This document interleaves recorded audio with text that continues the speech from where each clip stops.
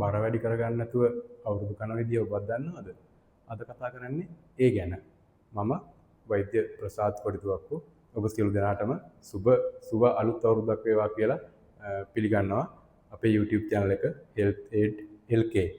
අවුරුදු කාල සීමාව තුළ බර වැඩි වෙන්න අපේ ප්‍රධානම හේතුව තමයි අපි ගන්නා ආහාරවල ගොඩක් වෙලාවට තෙල් අධික. එහෙම නැත්නම් කාබෝහයිඩ්‍රේට් බහුල කෑම වර්ග තමයි අපි මේ කාල සීමාව තුළ ගන්නෙ.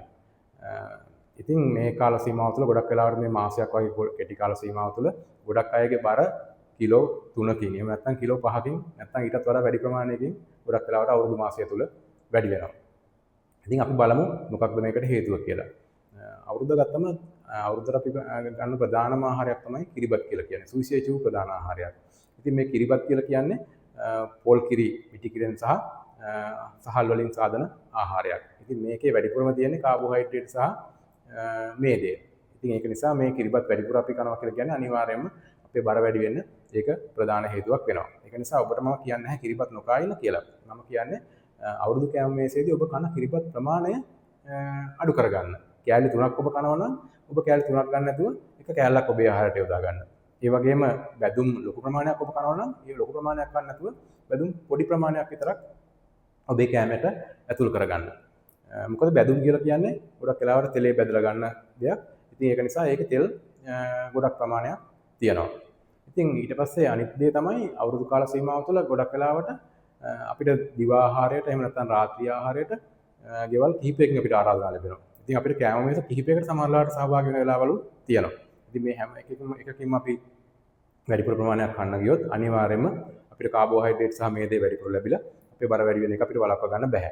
ඉතින් අපිට කරන්න පුළුවන් දේ තමයි අපිට මේ කාල සීමාව තුළ ප්‍රායෝගික තත්ත්වය තමයි මේ එකක්වත් මග හරින්නත් බෑ. ඉතින් ඒක නිසා අපි කෑම මේසයට සහභාගී වෙන ගමන් අපි දැනගන්න ඕන අපි කන්න ඕන මොනවද කියන දේ. ඉතින් ගොඩක් වෙලාවට අපි තෙල් ගොඩක් තියෙන කෑම වර්ග එහෙම නැත්නම් මහා බත් ගොඩක් ප්‍රමාණයක් බෙදා ගන්න නැතුව පුළුවන් තරම් අපි උත්සාහ කරන්න ඕන අපි මේ කෑම මේස වලින් එළවලු සහ පළතුරු අපේ ආහාරයට වැඩිපුර එකතු කරගන්න. ඒ වගේම තමයි යන්න ඕන නිසා ගියා වුණාට කෑම මේසෙන් බෙදා ගන්න ප්‍රමාණය ඉතාමත්ම කුඩා ප්‍රමාණයක් කරගත්තා නම් අපිට මේ බර පාලනය කරගන්න හරිම පහසු වෙනවා. ඊළඟට අපි කතා කරන මාතෘකාව තමයි අතුරුපස වර්ග, ඩෙසර්ට් වර්ග. මේ කාල සීමාව තුළ ගොඩක් ගෙවල් වල කිරි පැණි එහෙම නැත්නම් අයිස්ක්‍රීම් මේවා නැති වෙන්නේ නැහැ. ඉතින් මේ දේවල් කියලා කියන්නේ අපේ බර වැඩි වෙන්න ප්‍රධාන හේතුවක්.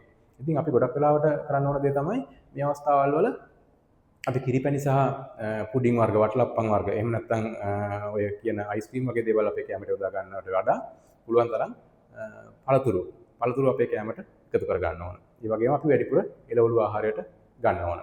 ඊළඟට අනිත් වැදගත් දේ තමයි අපි දැනගන්න ඕන මත්පැන් පානය කියලා කියන්නේ සෞඛ්‍යයට කොහොමවත් හිතකර දෙයක් නෙවෙයි. නමුත් මේ අවුරුදු කාල සීමාව තුළ අපේ ප්‍රායෝගික තත්ත්වය අපි දකින දේ තමයි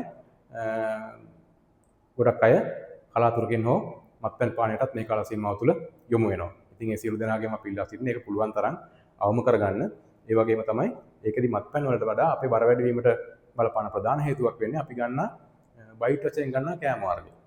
ඉතින් ඒ කෑම වර්ග ගොඩක් වෙලාවට තෙලෙන් බදින දේවල් එහෙම නැත්නම් ගොඩක් කාබෝහයිඩ්‍රේට් තියෙන කෑම වර්ග මේ කෑම වර්ග පුළුවන් තරම් අපි අඩු කර ගන්න ඕන. මේ අවස්ථාවකට සහභාගී වෙනවා වුණත් අපි පුළුවන් තරම් අපේ ආහාරය ඒ අවස්ථාවේ අපි ගන්න බයිට් වශයෙන් ගන්න කෑම වර්ග උනත් පුළුවන් තරම් එළවලු සහ පළතුරු වැඩිපුර අපි යොදා ගන්නවා නම් අර කාබෝහයිඩ්‍රේට් අධික තෙල් අධික ආහාර වෙනුවට අපිට ගොඩක් වෙලාවට අපේ බර පාලනය කර ගැනීමට ඒක වාසියක් වෙනවා.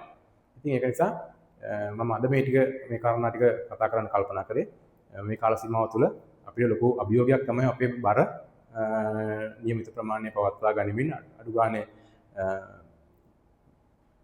බර අඩු කර ගැනීම කොහොම වෙතත් බර නියමිත ප්‍රමාණය අපේ තියෙන ප්‍රමාණයට වැඩිය කිලෝ 4කින් 5කින් වැඩි කරගන්න නැතුව තියාගන්න එකවත් අපි උත්සාහ කරන්න අත්‍යවශ්‍ය වෙනවා. ඒක නිසා ඔබට මම හිතනවා අවුරුදු සැමරීමේදී මම මේ කිව් කාරණා ටික කල්පනාවට ගත්තොත් ඔබේ බර පාලනය කර ගැනීමට ඒක ලොකු උදව්වක් වේවි. ඉතින් මින් ඉදිරියටත් අපි මේ වගේ සෞඛ්‍ය කරුණු සම්බන්ධයෙන් ඔබට කතා කරනවා.